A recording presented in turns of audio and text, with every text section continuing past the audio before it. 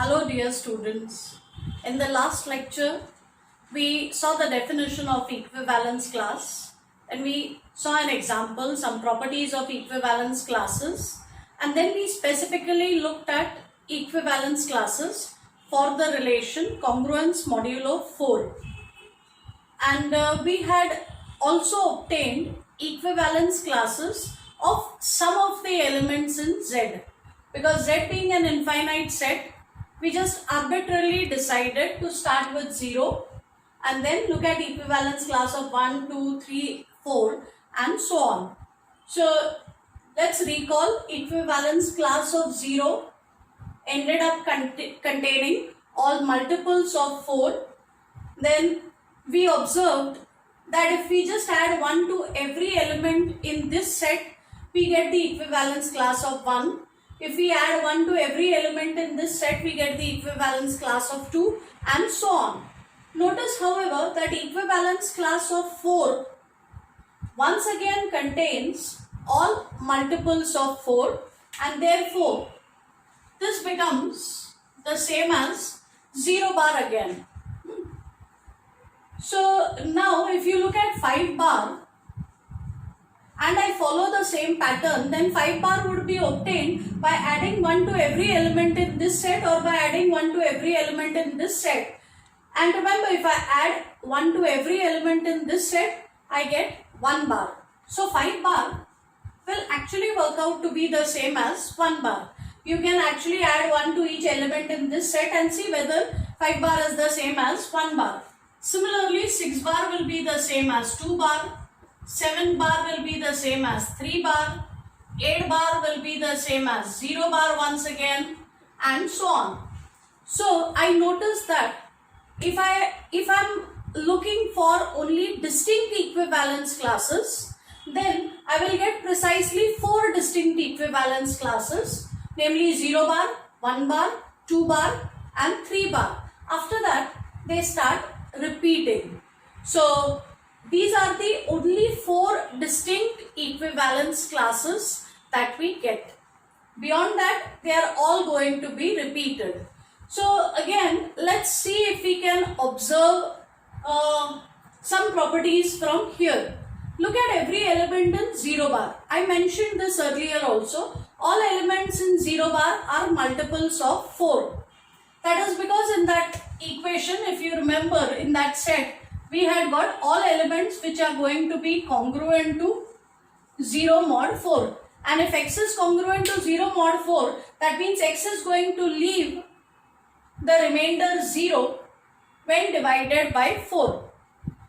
If you do not know this, then you can actually divide any element in this set by 4 and you will notice that because it's a multiple of 4, the remainder is going to be 0. So one thing that I noticed that is common to all the elements in this set is that they give me a remainder 0. Similarly, if you look at all the elements in this set, they were obtained by finding out the solutions to the equation x congruent to 1 mod 4. So obviously they are going to be all integers which will give me remainder 1 when divided by 4. So all the elements in this set have one thing in common.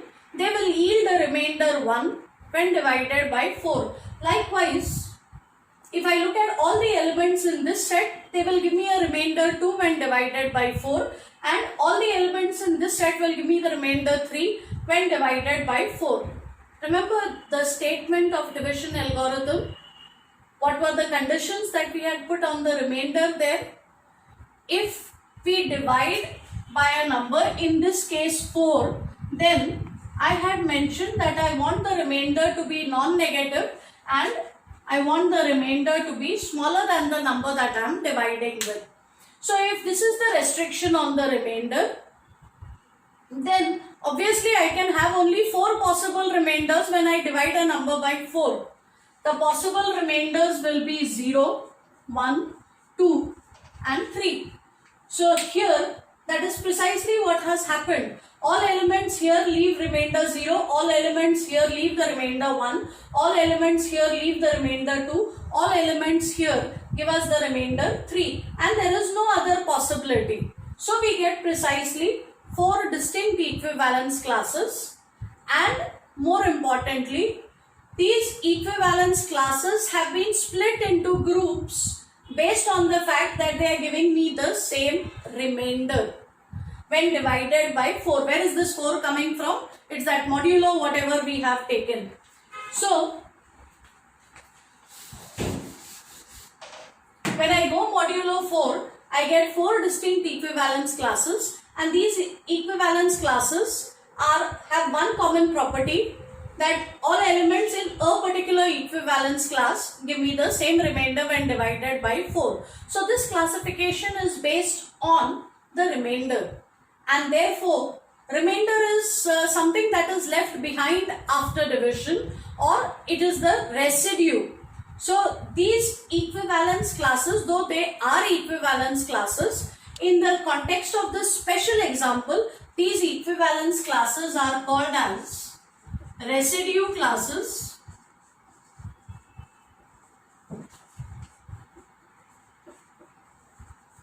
of integers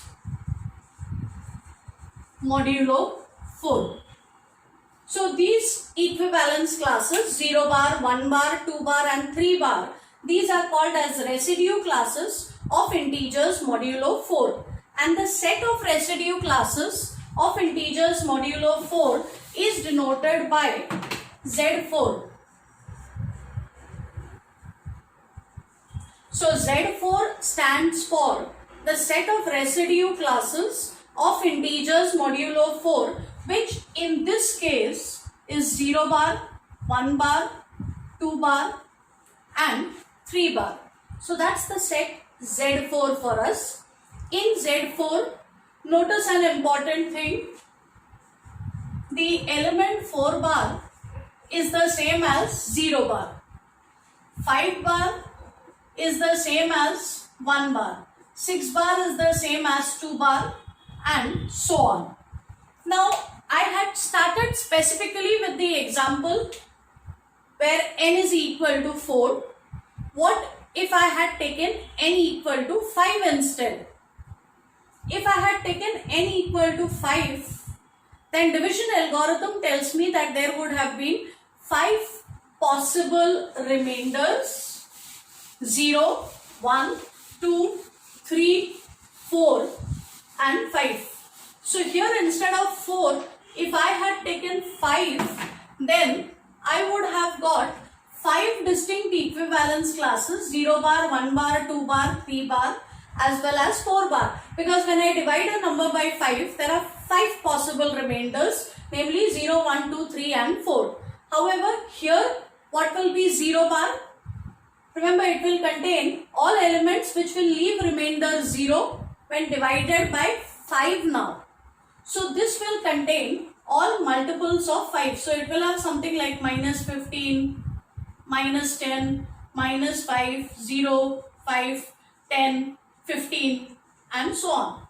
And 1 bar will contain all elements which will give you a remainder 1 when divided by 5, or you can simply add 1 to every element in this set and you will get the elements of 1 bar and so on. So if I have to write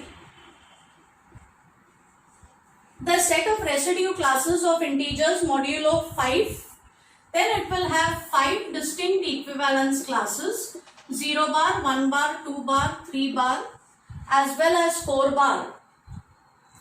And it is important to remember that the 0 bar of this set is not the same as the 0 bar of this set. The 1 bar of this set is not the same as the 1 bar of this set.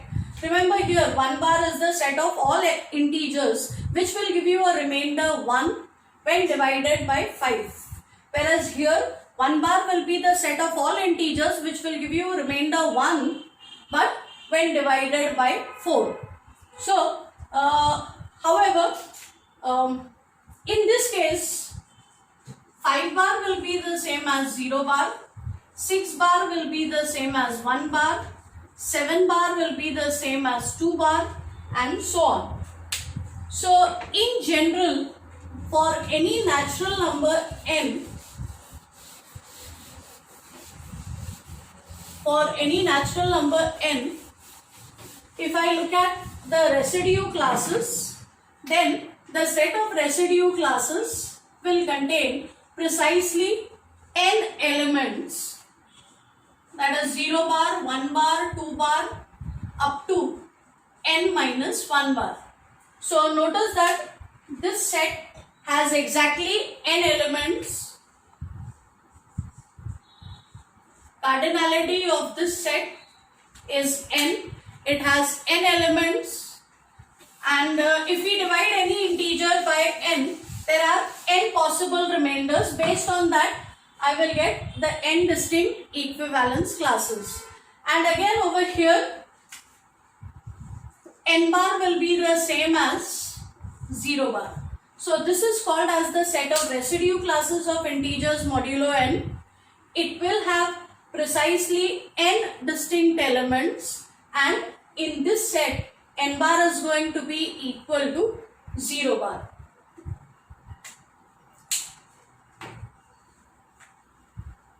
Now in this set I would like to define two operations of addition modulo n and multiplication modulo n. These are of course binary operations. However, we will be studying binary operations in chapter 1, but it will help if we define the operations of addition and multiplication in this chapter itself, and then we look at it as a binary operation in the next chapter. But before we quit this and go to the operations of addition and multiplication, let me make one general remark once again. So for example, let's look at Z6. If I were to write the elements of Z6, I know it will have precisely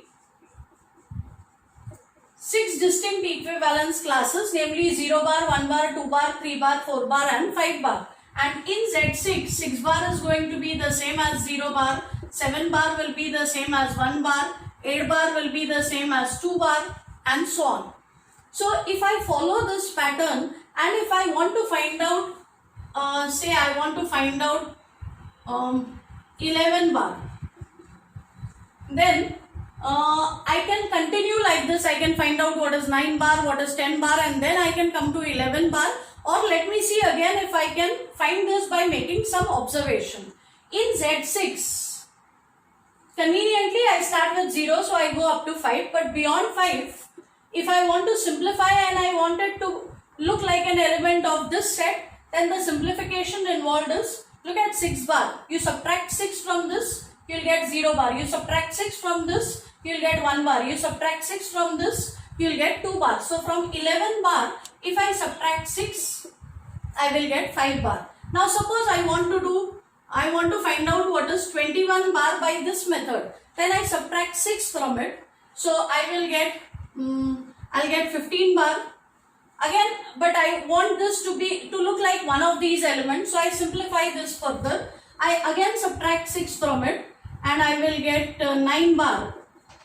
But I need to simplify this further, so I get ultimately 3 bar. But instead of having to go through so many steps, notice that I subtracted 6, 6 and 6. So in all I have subtracted 18. So what I need to do is to subtract a multiple of 6 from this, which is just under this, closest to this element but below this. So 6 3s are 18. So if from 21 I subtract 18 directly, I will get 3 bar. Similarly, if I want to find out what is 35 bar in Z6, then 6 5s is 30. 35 minus 30 will give me 5 bar. So this is how I can find out the equivalence class of any other integer. We will look at the operations of addition and multiplication modulo n in the next lecture. Thank you.